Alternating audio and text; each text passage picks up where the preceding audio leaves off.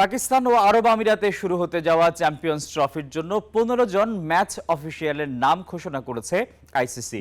এই তালিকায় আছেন আইসিসি এলিট প্যানেলের বাংলাদেশের একমাত্র আম্পায়ার শরফুদ্দৌলা সৈকত। তবে তালিকায় নেই ভারতীয় কোনো আম্পায়ার কিংবা ম্যাচ রেফারি। আগামী ১৯ ফেব্রুয়ারি পাকিস্তানে পর্দা উঠতে যাচ্ছে বহুল প্রতীক্ষিত আইসিসি চ্যাম্পিয়ন্স ট্রফির। হাইব্রিড মডেলের এই টুর্নামেন্টের ম্যাচ হবে যথাক্রমে পাকিস্তান ও সংযুক্ত আরব আমিরাতে।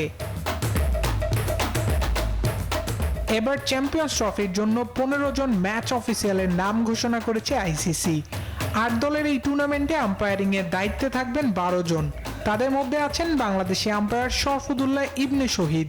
ম্যাচ রেফারির দায়িত্বে থাকবেন ৩ জন। গেল বর্ডার গাভাস্কার ট্রফিতে ম্যাচ পরিচালনা করেন শরফুদ্দৌলা। এছাড়া মেয়েদের দুটি ওয়ানডে বিশ্বকাপ ও টি-20 বিশ্বকাপেও ম্যাচ পরিচালনা করেছেন ৪৮ বছর বয়সী এই আম্পায়ার। বাংলাদেশের প্রথম আম্পায়ার হিসেবে গত বছর মার্চে আইসিসির আম্পায়ারদের এলিট প্যানেলে জায়গা করে নেন শরফুদ্দৌলা।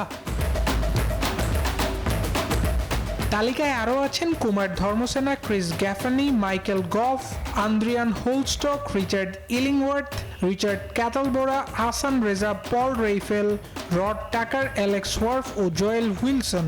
ম্যাচ রেফারির দায়িত্ব পালন করবেন David Boon, Ranjan Madugalle, Andy Pycroft.